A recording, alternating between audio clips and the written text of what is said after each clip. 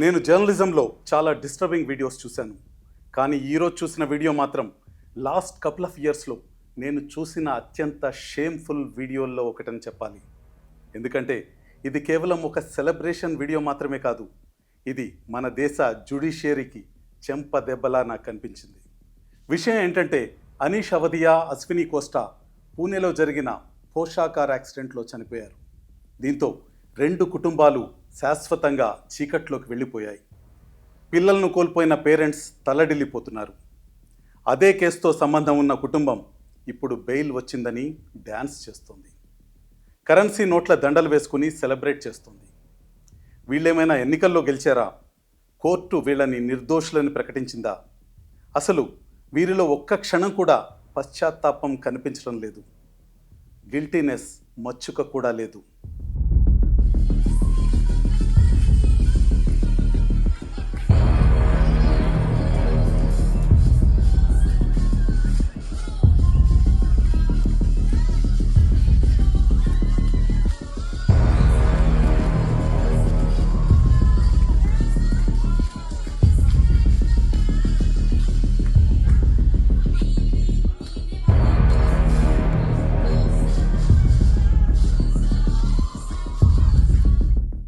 ఈ వీడియో చూస్తుంటే నాకు ఒకటే గుర్తుకొస్తుంది, మన దేశంలో డబ్బు మనుషుల్ని మాత్రమే కాదు, న్యాయాన్ని కూడా చంపేస్తుందా అని.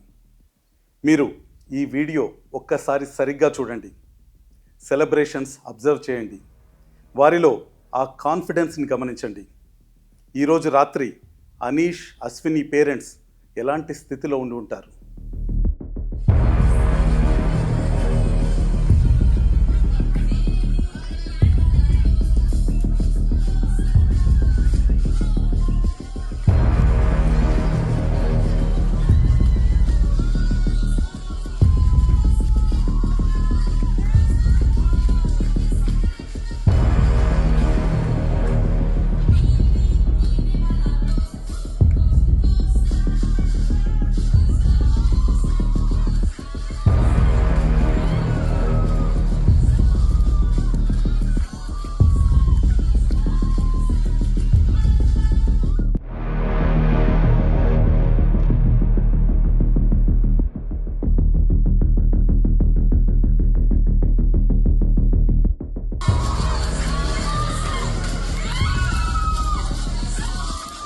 వీడియో చూశారు కదా, మీకేమనిపిస్తుంది? అది సెలబ్రేషనా లేక దేశంలో అకౌంటబిలిటీకి జరిగిన అంత్యక్రియ? ఒకవైపు బాధితుల తల్లిదండ్రులు నరక యాతన పడుతుంటే వీళ్ళు సెలబ్రేషన్స్తో ఎంజాయ్ చేస్తున్నారు. పూణే పోషాకార్ ఘటన ఒక సాధారణ యాక్సిడెంట్ కాదు, అదొక స్టేటస్ సింబల్, ప్రివిలేజ్కు సింబల్, పవర్కు సింబల్, డబ్బుతో న్యాయాన్ని నెగోషియేట్ చేయొచ్చనే భయంకరమైన నమ్మకానికి సింబల్. ఇంతకీ ఆ రోజు రాత్రి ఏం జరిగింది? 2024 మే నెలలో ఈ యాక్సిడెంట్ జరిగింది. స్పీడ్గా వెళ్తున్న ఒక పోషాకార్ బైక్పై వెళ్తున్న ఇద్దరు యువ టెకీలను ఢీకొట్టింది. వాళ్లే అనీష్ అవధియా, అశ్విని కోస్టా. ఇద్దరూ అక్కడికక్కడే చనిపోయారు. కారు నడిపింది ఒక మైనర్. డ్రింక్ చేసి పార్టీ నుంచి తిరిగి వస్తుండగా ఈ ఘటన జరిగిందని ఆరోపణలు వచ్చాయి. అయితే దేశాన్ని షాక్కు గురి చేసింది యాక్సిడెంట్ కాదు, బెయిల్. ఇద్దరి మరణానికి కారణమైన అబ్బాయికి జువెనైల్ జస్టిస్ బోర్డు వెంటనే బెయిల్ ఇచ్చింది. అంతేకాదు కొన్ని కండిషన్లు కూడా పెట్టింది. అవేంటంటే ఒక ఎస్సే రాయాలి, ట్రాఫిక్ పోలీసులతో కలిసి పనిచేయాలి, కౌన్సిలింగ్ తీసుకోవాలని చెప్పింది. దీంతో బాధిత కుటుంబాలకే కాదు, కామన్ పీపుల్కు మండిపోయింది. రెండు నిండు ప్రాణాలను తీసిన వాడికి ఇదేనా శిక్ష అంటూ పబ్లిక్లో రియాక్షన్ పెరిగింది.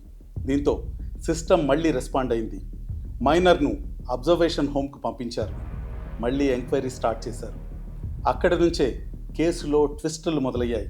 ఎందుకంటే ఒకవైపు సాక్ష్యాలను మార్చారని, మరోవైపు బ్లడ్ శాంపిల్స్ కూడా మార్చేశారన్న ఆరోపణలు వచ్చాయి. చివరకు డాక్టర్స్ను అరెస్ట్ చేశారు.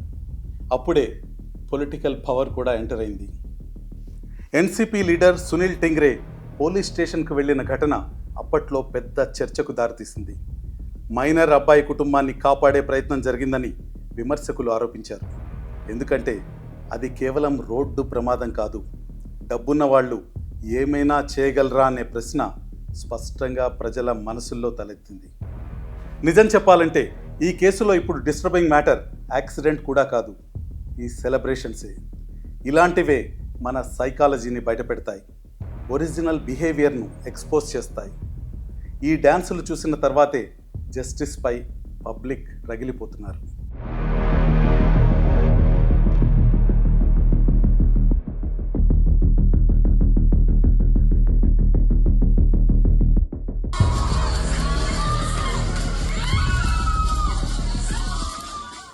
ఈ ఇష్యూలో మెయిన్ క్వశ్చన్ ఏంటంటే, 2 ప్రాణాలు బలిగొన్న మైనర్ అబ్బాయిది పేద కుటుంబమే అయ్యుంటే టాప్ లాయర్స్ దొరికేవారా?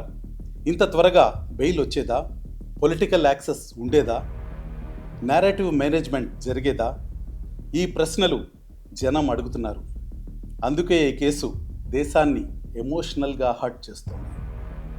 మనం మాట్లాడుకుంటోంది చట్టం గురించి కాదు, చట్టం ముందు అందరూ సమానమేనా అన్న అంశం గురించి. ప్రతి సంవత్సరం మన దేశంలో వేలాది మంది ఎవరో మద్యం తాగి డ్రైవ్ చేసిన కారణంగా చనిపోతూనే ఉన్నారు. కుటుంబాలు కూలిపోతున్నాయి, పిల్లలు తల్లిదండ్రులను కోల్పోతున్నారు, తల్లిదండ్రులు పిల్లలను పోగొట్టుకుంటున్నారు. ఇలాంటి కేసుల్లో చాలా సందర్భాల్లో నిందితులకు పడే శిక్ష చాలా చిన్నదిగా ఉంటుంది. नमस्कार, मैं Rahul Gandhi. Bus driver, truck driver, Ola, Uber, auto drivers अगर गलती से किसी को मार देते हैं तो 10 साल की जेल में सज़ा हो जाती है और चाबी उठा के वो फेंक देते हैं। मगर अगर अमीर घर का 16 साल का 17 साल का बेटा पोर्श गाड़ी को शराब पी के चलाता है और 2 लोगों की हत्या करता है तो उसे कहा जाता है कि ऐसे लिख दो। ऐसे ट्रक ड्राइवर से, बस ड्राइवर से क्यों नहीं लिखाते? उबर ड्राइवर, ऑटो ड्राइवर से क्यों नहीं लिखाते? नरेंद्र मोदी से पूछा गया कि 2 हिंदुस्तान बन रहे हैं, एक अरबपतियों का, एक गरीबों का। उनका जवाब आता है, क्या मैं सबको गरीब बना दूं? सवाल ये नहीं है, सवाल न्याय का है। अमीरों को, गरीबों को, दोनों को न्याय मिलना चाहिए। न्याय सबके लिए एक जैसा होना चाहिए। इसीलिए हम लड़ रहे हैं, अन्याय के खिलाफ लड़ रहे हैं।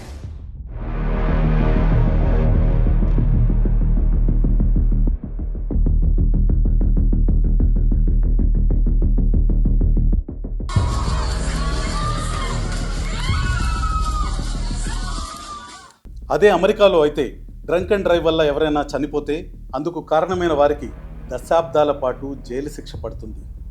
మెకెన్షీ షిరిలా కేసులో కారును స్పీడ్గా డ్రైవ్ చేస్తూ 2 చంపిందని కోర్టు నిర్ధారించింది. ఈ కేసులో జీవిత ఖైదు విధించారు. ఆ టైంలో జడ్జి ఏమన్నారంటే, కేసు నుంచి ఆమెను మైనర్ వయసు కాపాడలేదు, ప్రివిలేజ్ కాపాడలేదు, డబ్బు కాపాడలేదని చెప్పారు. కానీ మన దేశంలో ఏం జరుగుతోంది? ఇదే ఇప్పుడు ప్రజలు ఆలోచిస్తున్నారు. So she's sentenced on count 2, the murder of Davion Flanagan, 15 years to life.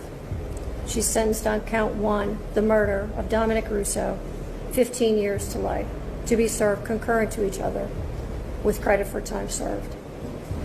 I'll waive fines, fees, and costs, and your appellate counsel will be assigned. Are there any questions from the state? No, Your Honor. Thank you. Any questions? No, Your Honor. All right, thank you.